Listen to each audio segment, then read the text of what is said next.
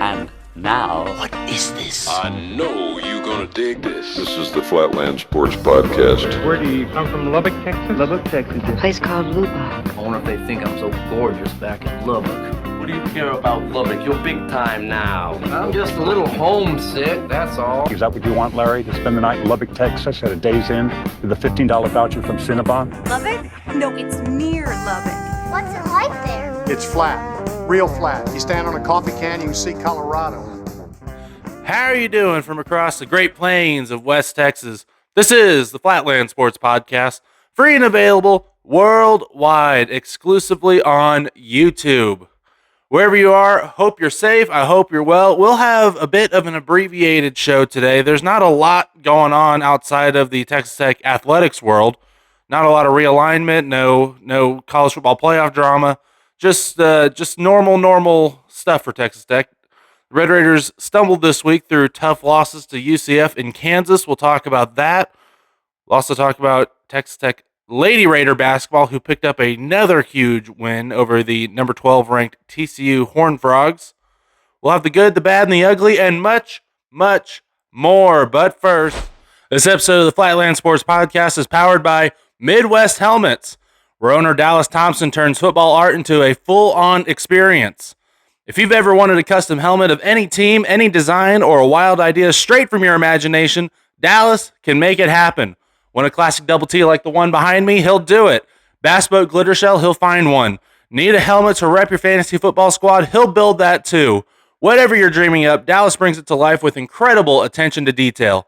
These are one-of-a-kind pieces that will level up your office, man cave, studio, anywhere you rep your team. To order, just DM Midwest Helmets on Instagram or hit up their Facebook page. Both are linked in the description. And when you mention Flatland Sports in your message, you'll get 10% off your custom build. Midwest Helmets, custom, bold, and built to stand out. Thank you so much for joining us today. If you're here right now, like the video, double check that you're subscribed. It's free. It helps the show grow. Lots to get into today. We'll start with Texas Tech basketball, as the Red Raiders hit a tough stretch this week with back-to-back losses, one on the road, one at home. But both games showed just how thin the margins are in Big 12 play. We'll start in Orlando, where Texas Tech saw their 5-game win streak snapped with an 88-80 loss at UCF. A team that is way better than they're giving credit for. Texas Tech trailed by 4 at halftime and stayed within striking distance most of the night, but UCF closed the game with a late run. JT Toppin led the Red Raiders with 27 points and 10 rebounds, scoring his 14th double-double of the season. Christian Anderson added 17 points and 9 assists. Donovan Atwell chipped in 11, but rebounding and free throws tilted the game towards the Knights down the stretch. Then on Monday night in Lubbock, Texas Tech dropped a game 64-61 to Kansas, a game that completely flipped in the final 6 minutes. Red Raiders led 59-50 with just over 6 minutes to play, but struggled to generate offense late. Kansas capitalized as Darren Peterson knocked down 2 critical three-pointers, one to tie the game, another to give Kansas the lead. The turning point came on an inbound play when Luwan Watts mishandled the ball, leading directly to Peterson's first three. And then on the other end, Texas Tech had multiple good looks in the final minutes, just couldn't get shots to fall. Story of the night, though, began before tip-off. Christian Anderson was ruled out just 15 minutes before the game due to illness with flu-like symptoms. Head coach Grant McCaslin said afterward the timing completely altered the night. McCaslin says Texas Tech fully expected Anderson to play and didn't even have a contingency plan because the decision came so late. He said they were trying to get Anderson ready right up until the game and even monitored him into halftime before ultimately keeping him out. Despite that, Texas Tech still competed. Luwan Watts finished with 19 points and 12 rebounds. Donovan Atwell knocked down 4 threes, and Jalen Petty added 11 stops, helping Texas Tech control the game for long stretches. McCaslin praised his team's effort, saying that the group battled, adjusted on the fly, and put itself in position to win, even without its primary ball handler. What it means going forward for Texas Tech, these losses feel like warnings rather than setbacks. The Red Raiders prove they can control games even under adverse circumstances, including losing their floor general just minutes before tip-off, and that matters a lot in March. But Kansas is just a reminder of how thin the margin is at this level. 2 or 3 possessions decided it. One inbound mistake, one missed shot, a defensive lapse, and Kansas made Tech pay for it. The takeaway is clear. Late game execution has to improve. Inbound security, offensive flow, shot making in the final minutes will be points of emphasis for Grant McCaslin moving forward. Now, the encouraging sign, even without Christian Anderson, Texas Tech still had Kansas on the ropes. And remember, this is the Kansas Jayhawks, too. They may not be the same Kansas team that we've seen in the last 2 decades. It's still Kansas. It's still Bill Self. It's still one of the best teams in the country every year. Get healthy, clean up the final 6 minutes, and this team's ceiling doesn't change at all. And the ceiling, by the way, is a national championship win. In the Big 12, games are decided by inches, and Texas Tech is learning those lessons now when they still matter most. When we return, we'll preview the West Virginia Mountaineers. This is the Flatland Sports Podcast presented by Midwest Helmets. The 13th ranked Red Raiders will hit the road to face West Virginia in a pivotal Big 12 matchup. The game is February 8th, which is actually Sunday. It is a 12 p.m. tip-off on Fox. Texas Tech coming into this game 16-6, 6-3 in the Big 12. West Virginia 14-8, 5-4 in the Big 12. A much improved West Virginia team this year. According to ESPN Analytics, Texas Tech enters the game as a slight favorite, 57.1% chance to win. West Virginia, 42.9% chance to win. No spread as I am recording this right now. This projects as, once again, another competitive road game with absolutely no margin for error, as are all road games in the Big 12. Season leaders in scoring, of course, Texas Tech, JT Toppin, 21.8 points per game, 55.4% from the field. For West Virginia, watch out for Harrison Huff, number 3, 15.8 points per game, 37% from the field. Of course, Texas Tech, a much better shooting team than West Virginia. Rebounding, Texas Tech, JT Toppin leads again, 10.6 rebounds per game, 6.4 defensive rebounds, 4.2 offensive rebounds. For West Virginia, watch out for Brandon Laurent, 5.1 rebounds per game.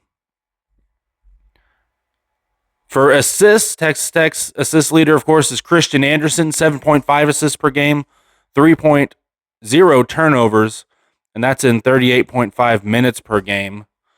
Just another sign of how huge that loss of Christian Anderson was against Kansas. West Virginia, look out for Jalen Floyd, 3 assists per game, 2.1 turnovers. He plays about 27 minutes per game on average. Texas Tech edges in almost every statistical category. Points per game, 82.9 to West Virginia's 70.8. Points allowed, 74 for Texas Tech to West Virginia's 63.8. Field goal percentage, Texas Tech is a 47% field goal shooting team, West Virginia 45%. Rebounds per game, 37.7%, West Virginia 35.3%. And assists per game, 16.1%, West Virginia 13.2%. Texas Tech brings a stronger offense, while West Virginia hangs its hat on defense. But again, Texas Tech just better in almost every statistical category. In the last 5 games, West Virginia had a loss to Baylor, 63-53. Then turned around and beat Kansas State, 59-54. Arizona, a loss, 88-53. Then at Arizona State, where they picked up a win, 75-63. And then got a win at home against Colorado, 72-61. West Virginia's gone 3-2 in its last 5, with all 3 wins coming by grinding games down defensively. What do we need to know about West Virginia? West Virginia wants this game played in the mud. They want to slow down the pace, defend aggressively, force opponents to execute on the half court. These are clear echoes of an old Bob Huggins era Mountaineer team. Physicality, toughness, and comfort in just ugly, low possession games. But where they differ, unlike those old Huggins teams, there's no constant full court chaos, no stool on the sideline either. This group is more disciplined than disruptive. They're content to grind teams down rather than overwhelm them. So it's kind of like if you took Bob Huggins and Chris Beard and just mashed them together, you get what this West Virginia team is now, minus, of course, the stool and the assaults. They don't score in bunches, but they're comfortable winning games in the high 60s, especially at home. Keys to win. First, let JT Toppin control the paint. JT is your best player, the best scorer, and the best rebounder in the game. Just let him do what he does. Texas Tech must establish him early and often. Number 2, break the defensive pressure. West Virginia thrives on ugly games. Strong ball movement and patience is critical. And of course, win the pace battle. Texas Tech wants flow and rhythm. West Virginia wants not that. West Virginia wants to drag this game into the 60s. Whoever dictates the tempo is going to win this game. And of course, an extra key to win, don't have the flu. Availability matters. Keep everyone upright, hydrated, and actually on the court. And Texas Tech will win this game. This is a classic contrast in styles. Texas Tech offense versus West Virginia's defense. If the Red Raiders stay composed, rebound, and play through JT Toppin, they will have a matchup advantage to overcome a tough road environment. I'm going to give this one to Texas Tech. It'll be 78, West Virginia 62.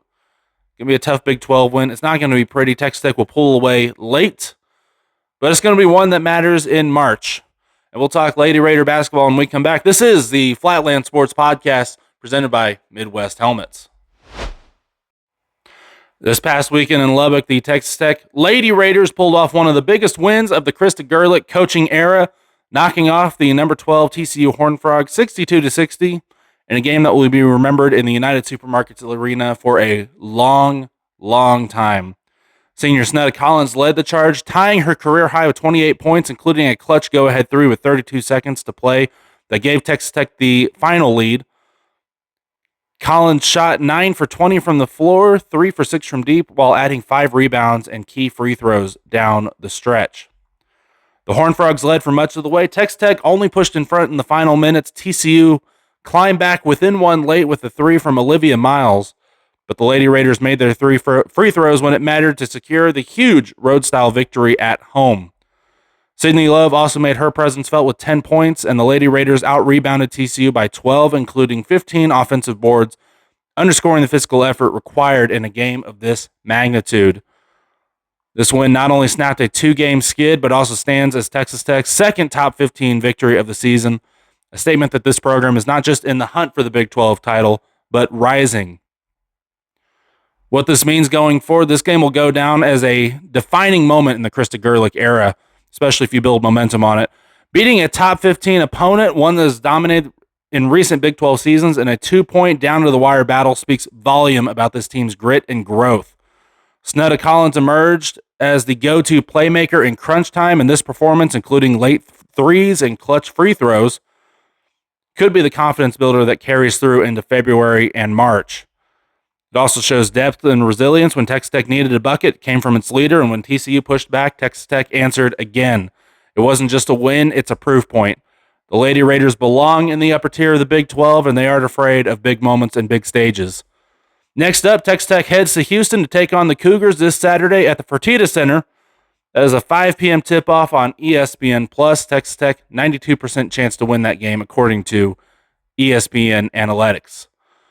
When we come back, we'll have the good, the bad, and the ugly. This is the Flatland Sports Podcast presented by Midwest Helmets.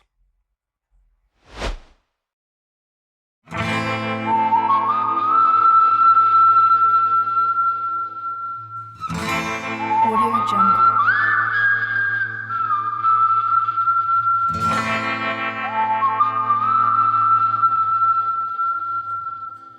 Audio Jungle.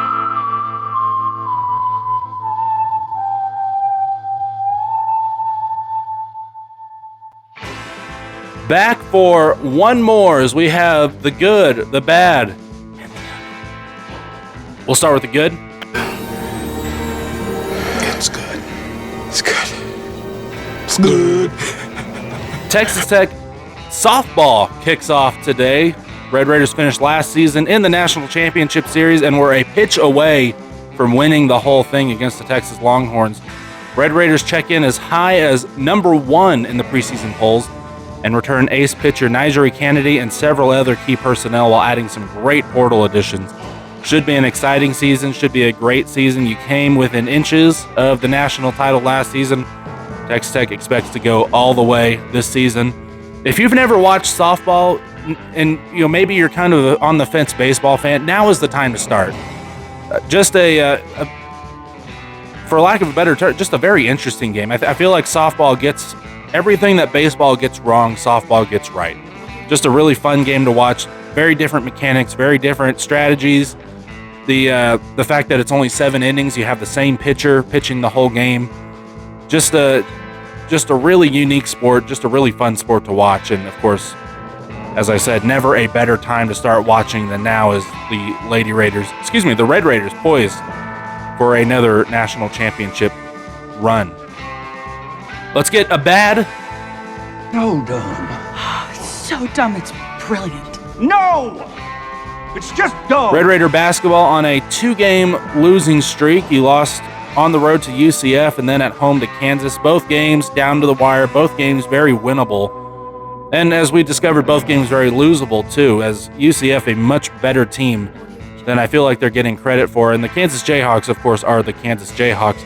I had hoped, and you had hoped maybe, that you would at least split this series, either picking up a tough road win against UCF, but maybe dropping one at home to Kansas, or beating UCF and then dropping a tough one at home to a really good Kansas team. You just come out short both ways. Not having Christian Anderson was just an absolute killer. You'll have a chance to turn it around this Sunday against the West Virginia Mountaineers, and this is the time to do it. This is the time that Texas Tech basketball, if they are to make a deep run in March Madness, this is the time of year where they kick it into high gear. We saw that in 2019, and in seasons past, I expect we'll see it again. Let's get the ugly. You just released enough hydrofluorocarbons to kill a penguin. Did he just talk to me like I'm ugly? The college football playoff announced the dates for the quarter and semifinal games. And just if you're standing up, sit down, because good Lord. Per On 3. For the 2027 playoffs, the national quarterfinals will begin with the Sugar Bowl on Friday, December 31st, 2027, and conclude with the Fiesta Bowl and Peach Bowl and Rose Bowl on Saturday, January 1st, 2028. National semifinals will follow 2 weeks later, beginning with the Orange Bowl on Thursday, January 13th, and the Cotton Bowl on January 14th, 2028. The 2028 College Football National Championship game will follow 10 days later. After that, on Monday, January 24th, 2028, at the Caesars Superdome in New Orleans. 38 days separate the first round from the national championship game. There's only 3 weeks of football being played in that stretch. 38 days, over a month. So basically 3 full weeks.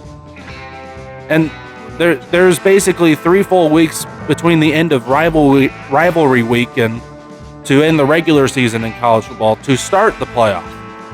So you have 58 days from the official end of the regular season to the national championship game, which is inevitably going to get bumped to a Monday night on cable TV by the NFL playoffs. To put that into context, March Madness, a field of 68 teams, takes 21 days from start to finish. The NFL playoffs, which has a 17-team field, not a 12-team field, wraps up in 30 days. They started the week after the end of the regular season. What are we doing? You took something that could be really, really good. You found all of the problems with it, and you just went out of your way to make them all worse. It's not hard. Start the season in week 0, drop the conference championship games, drop the dead weeks, play the national championship game, if in any way possible, on New Year's Day. And if not, then maybe a week after, but you have to get out of the shadow of the NFL playoffs. End of story. Well, that's all I have for you today. Please take a moment, like and subscribe to the channel. Follow me on all social media platforms. Follow me on YouTube. Follow me on Twitter at Flatland_sports. Special thanks again to Midwest Helmets. This thing behind me, absolutely beautiful. Get one for yourself. This has been the Flatland Sports Podcast for Flatland Sports. I am Christopher Johnson. I will see you next time. Thank you so much, and Wreck 'em Tech.